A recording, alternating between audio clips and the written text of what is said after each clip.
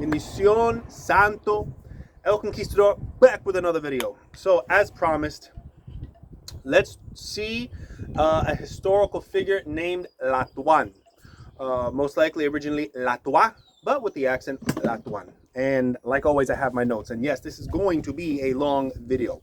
This is my second time having to record it because I stumbled over my words. I want to make sure that I'm as accurate as possible. My sources for this information, the first one is from a documentary, a wonderful documentary. It's called Homenaje a Yemaya, homage to Yemaya. But you have to type it in on YouTube as homenaje a yemaya. If you want, remind me in the comments, and I'll put the link. The second source that I have is from Ajaílewú, Willie Ramos, Dr. Willie Ramos, Ajaílewú, from his book, If My Head Does Not Sell Me. Wonderful author, very respected. He's been crying for like 50 plus years. So these are two sources that I have this information from. So I want to make sure I cite my sources, so I'm not talking out of my ass. So Latuá, her full name, Timotéa Latuá, Chango, Ajaílewú, Timotéa Latuá, Chango, Ajaílewú. Most people just say Latuá, even when they sing Aumba Waori, Aumba Waori, Awa Suna Waoma, Lady Oma, Leawo, Latuá, or Ajaílewú, Kawe, Latuá.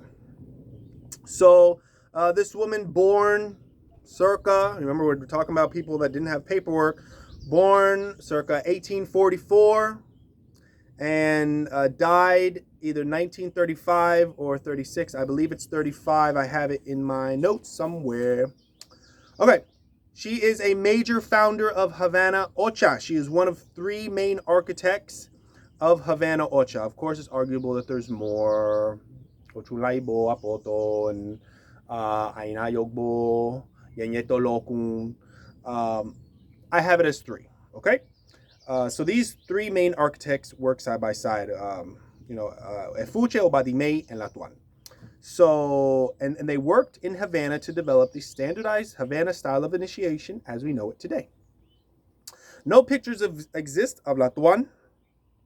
There are no pictures exist of Obadime, Latuá, Efuche, and many key players that exist. The only pictures that we have of any major santeros are Adechina, Mamonserrate, González, Shango, Batero.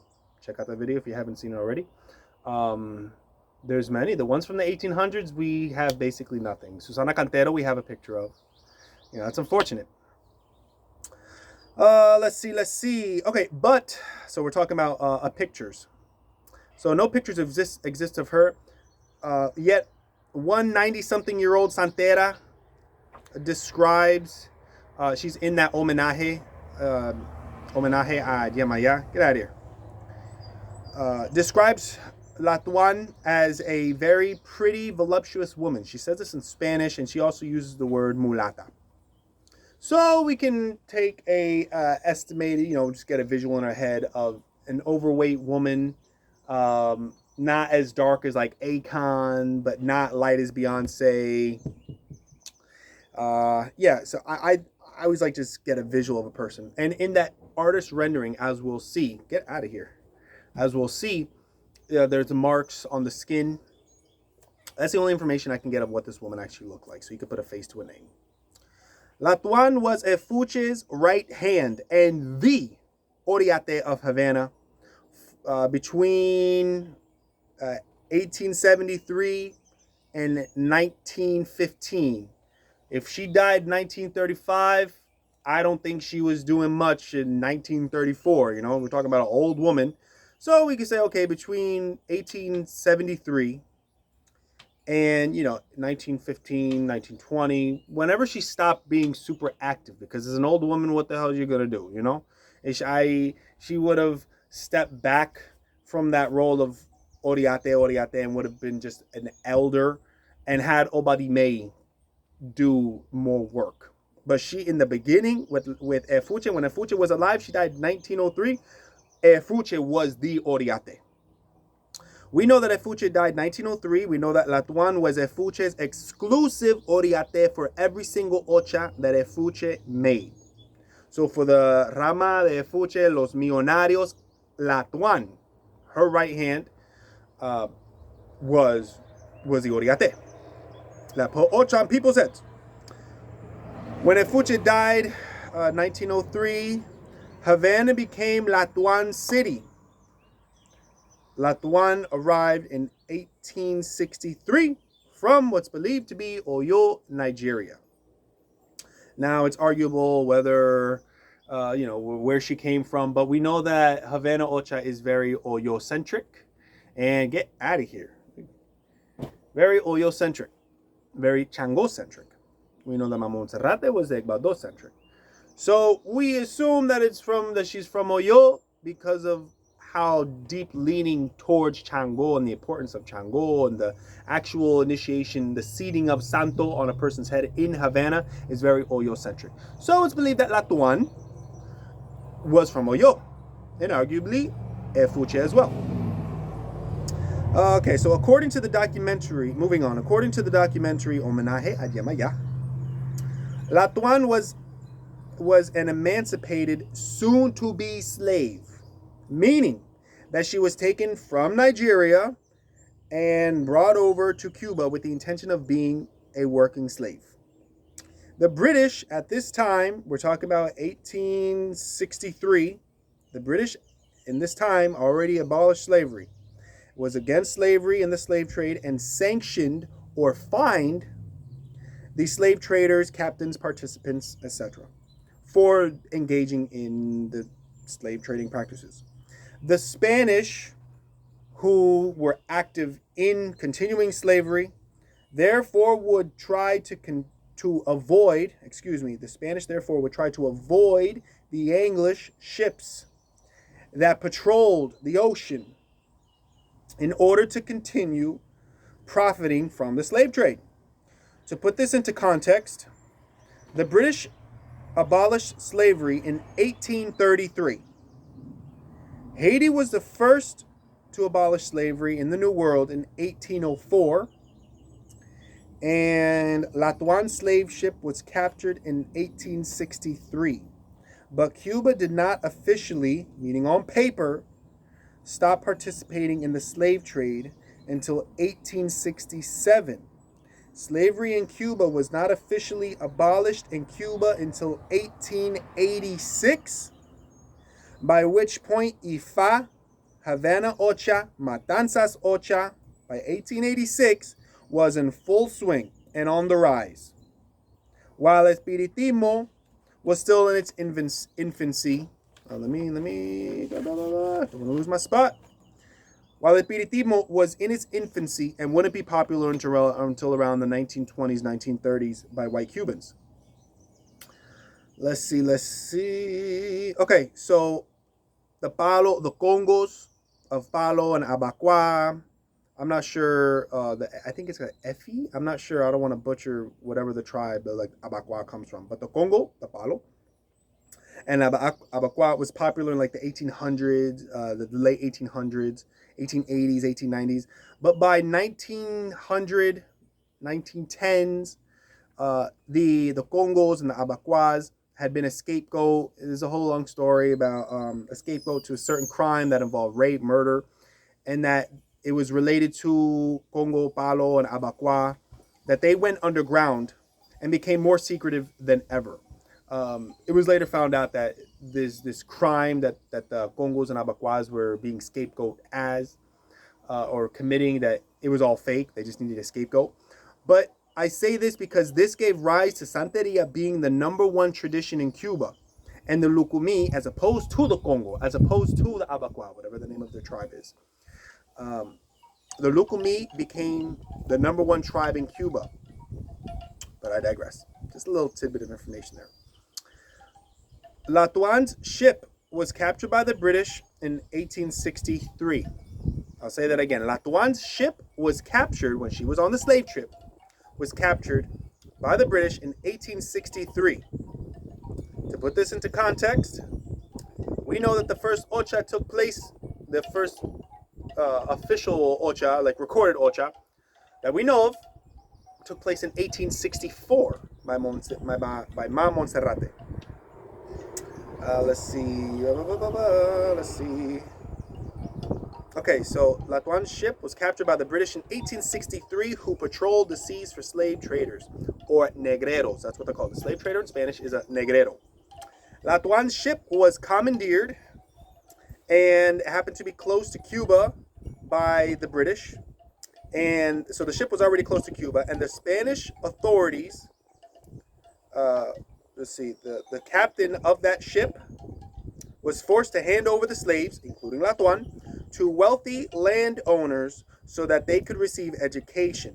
The point being, Latuán was captured and bought as a slave from Nigeria, from Yoruba land, but did not experience slavery, nor was she ever a slave. So among these brought over as a result of the slave trade, Latuán was indeed the most educated and cultured, as she was brought to the social elites of Cuba to live. So that is one caveat when we say things, yo man, this is the religion of the slaves, and I take pride, the strong black men and women that experienced the tribulations and the struggles and just the awful atrocities of slavery. Latuán was one of those who did not. Granted, I'm sure the actual voyage, that 2-month voyage or so, was hell. We've all seen the photos of how they used to pack in like sardines human cargo.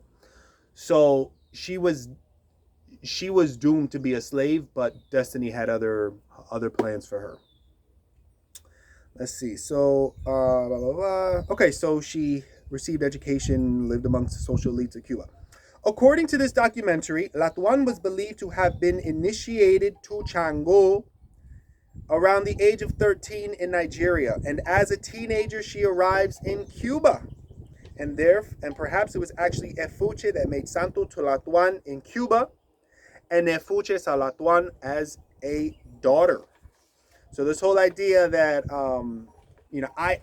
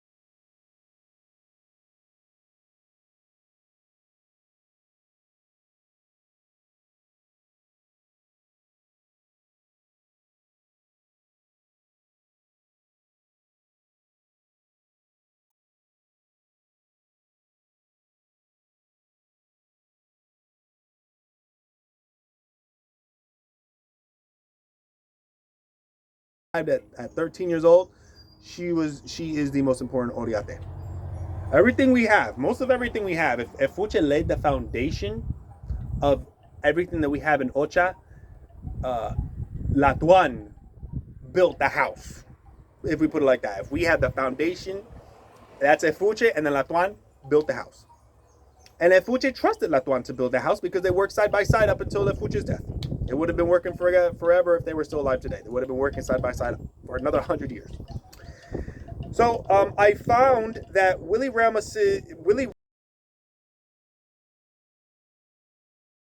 homenaje yemaya, says that Latuán did indeed arrive as a young girl in 1863, the same number I gave a few minutes ago, when slaves were continuously smuggled in the slave trade waters.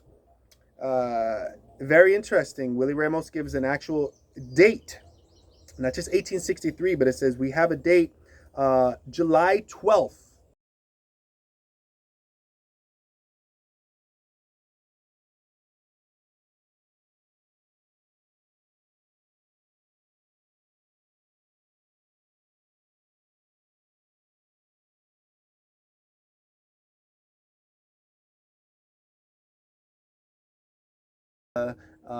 Ortiz and the like.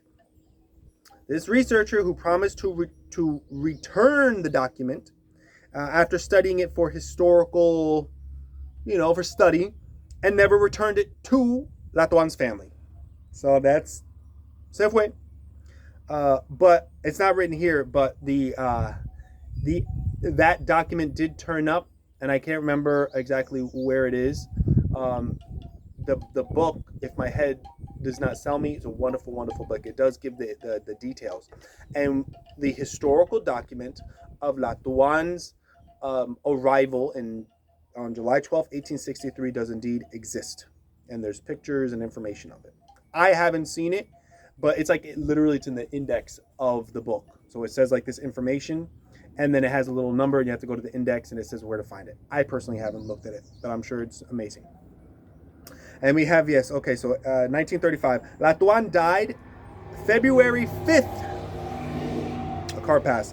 Latuán died February 5th, 1935, and is buried in a cemetery in Colón. I don't know if that's Havana. Colón, Cuba, wherever that is. According to her death certificate, she died at 90 years old. We know that she lived on the island for 72 years when she arrived in 1863. So between 1863, when we know she historically arrived, we know for a fact she arrived 1863. We know for a fact she died 1935. So that gives us at least a time span of that.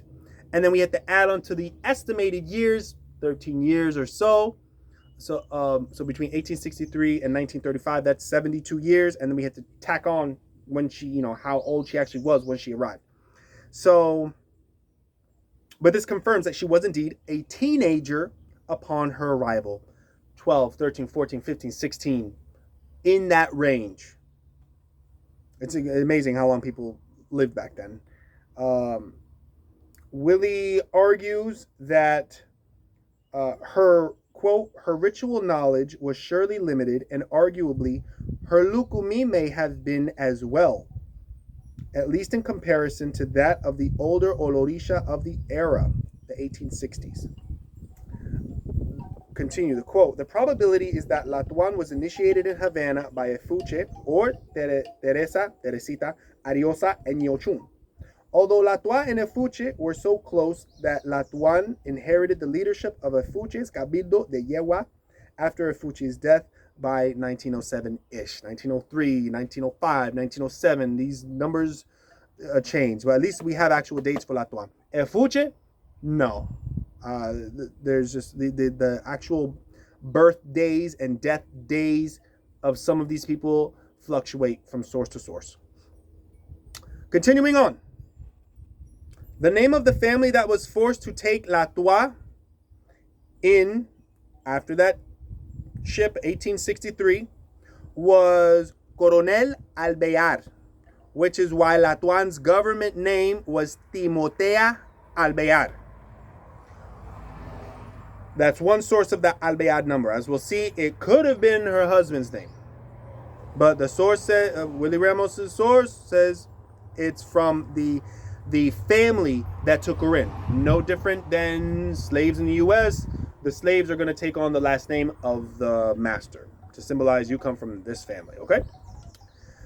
So let's talk about Timotéa Latuán's love life. I like getting personal with these historical figures. I like really diving deep. Okay, so she does indeed, Latuán does indeed have a love life. She has something. Why? She had children. She has grandchildren. and at this point, arguably, great-great-great-grandchildren. Okay, we're talking about a woman that died in 1935. She has descendants to this day. Three grandchildren whom are named in the book say that Latuá was emancipated for 10 years and then granted her full freedom. The full story is in the book. I don't want to. I purposely don't reveal too much because of the hard work that Willie Ramos put into the book and any other source that's specifically like written, because of the amount of effort it takes to write that book. So I'm just gonna put, three grandchildren. The grandchildren are named, but for the sake of respecting that this is his book and his source, I don't want to just reveal everything for free. You worked hard to make that book. You got to pay for the book. Okay, but we know that three grandchildren whom are named in the book that Willie Ramos interviewed, they say that Latuá, their grandmother, great-grandmother, was emancipated for 10 years and then granted her full freedom. So I guess maybe the papers that we have in 1863 are more so, you are going to live with this family, and this is when we found you and caught you and saved you, and now you're going to be with this family. You're still going to be in servitude for 10 years, or at least be limited in your rights for another 10 years. So on that ship, she got her emancipation papers granting certain freedoms, just like I was saying, and privileges. In addition, Latuá was married to one Miguel Ajaílewú. Some say this Miguel Ajaílewú, which may describe why her name is Ajaílewú, or Ocha name,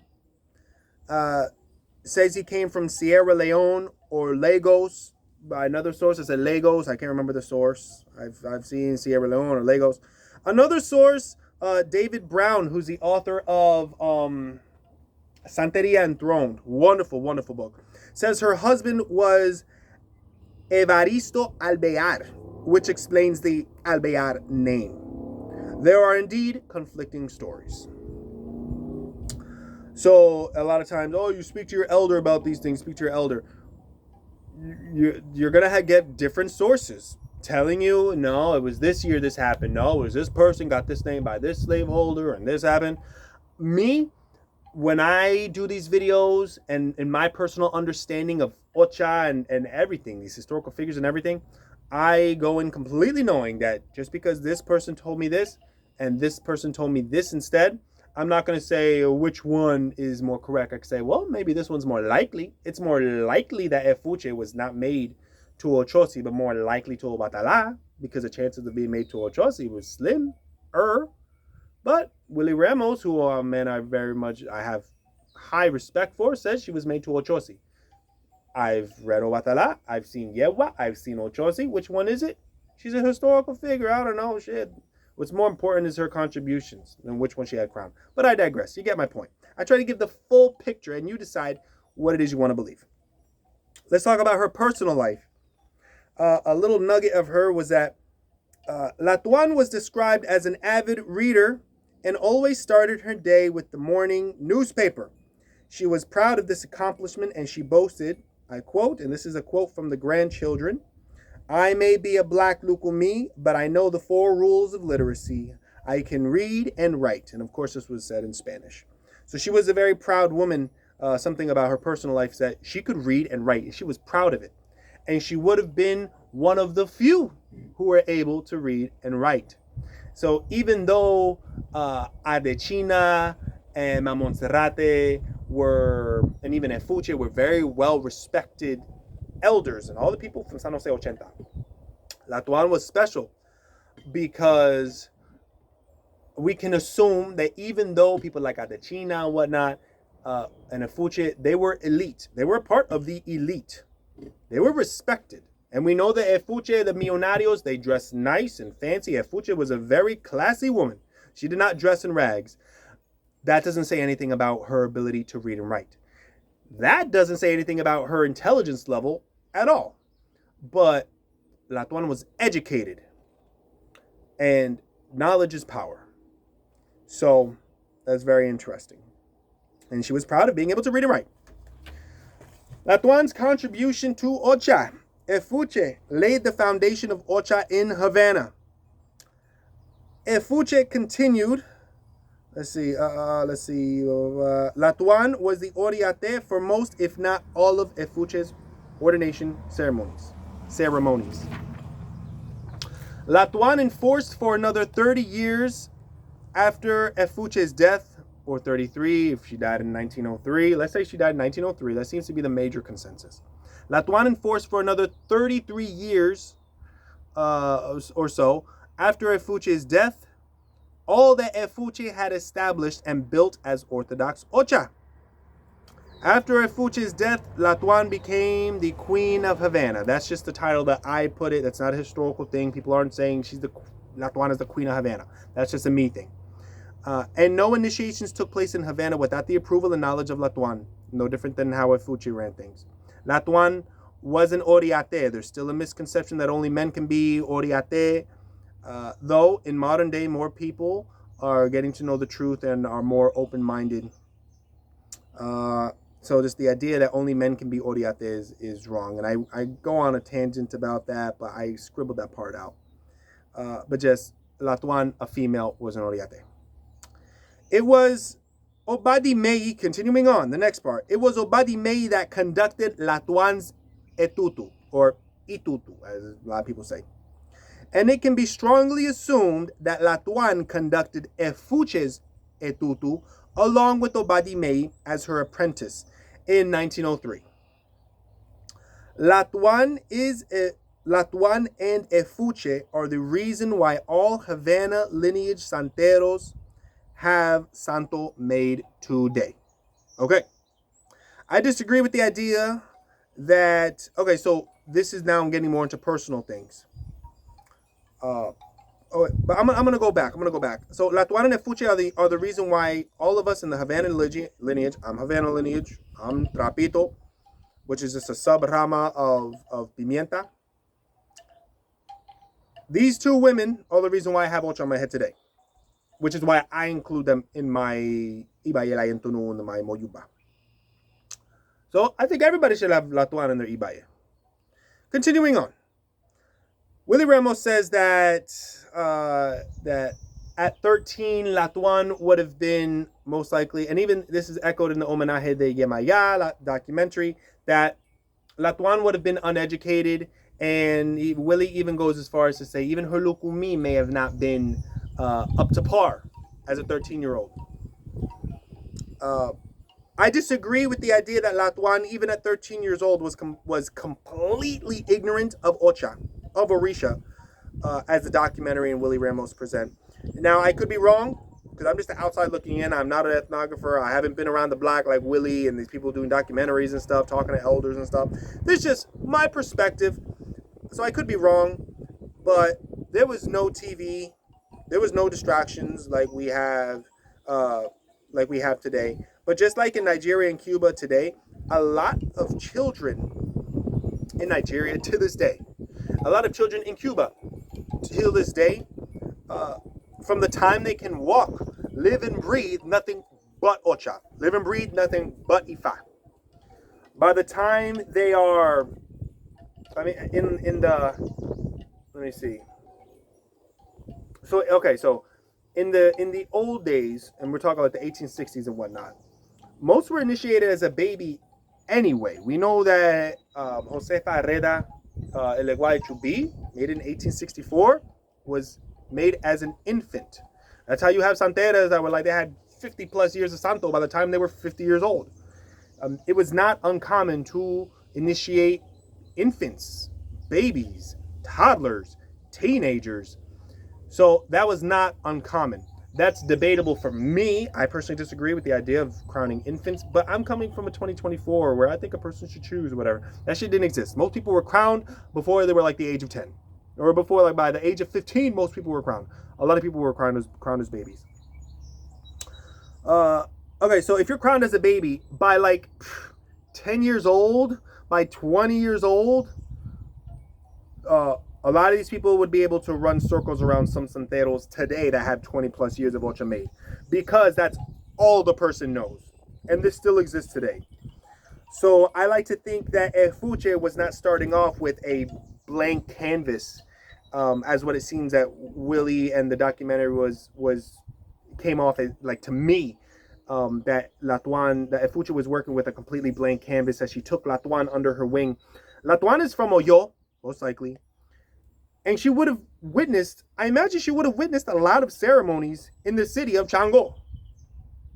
So maybe it was more of Efuche educating Latuán to the new Cuban, non-pure Yoruba, Isheshe Lagba, more Creole ways of doing things.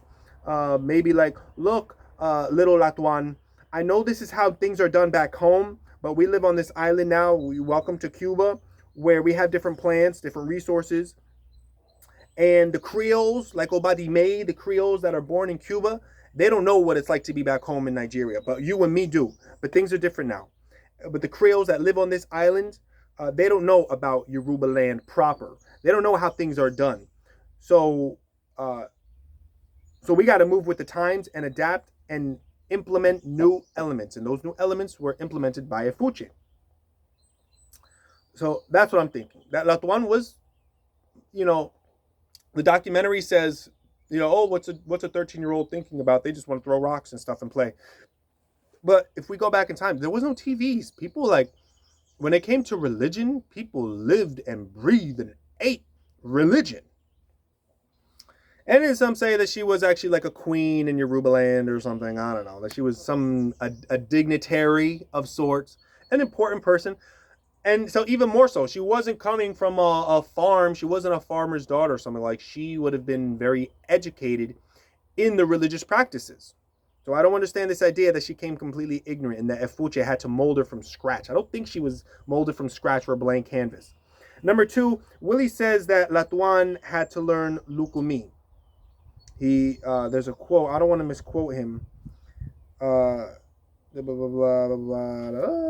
Whatever. Well, you know what I'm saying. So earlier I say that there's a quote where Willie says that she might have had to been taught Lukumi. I think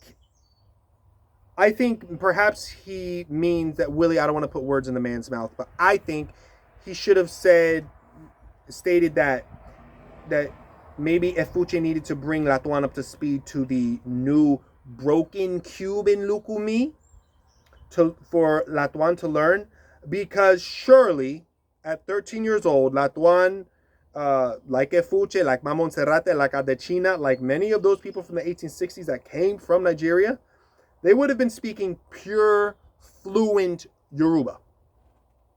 No? Well, so Efuche would have needed to bring Latuán up to speed with the Cuban Lukumi way saying things. So if the word for woman is obinrin, and the Yoruba word is okunrin, well, then maybe Efuche would have said, well, we're having a conversation right now. We're speaking proper Yoruba. But these Creoles that are born, these Cuban Creoles that are born on the island, they don't say obinrin. They don't say okunrin. They say obini. They say okuni. So maybe those are the kind of things that he's talking about.